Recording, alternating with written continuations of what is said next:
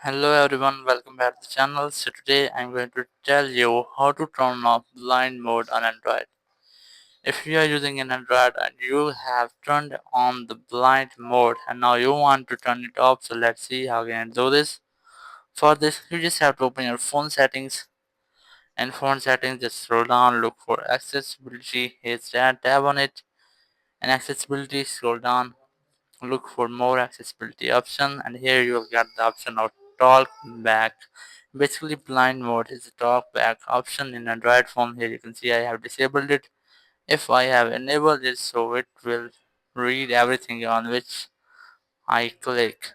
And now if you want to turn it off, so just tap on it and then make a double tap on it, and then this interface will be show. You just have to double tap out, turn off, just tap on it,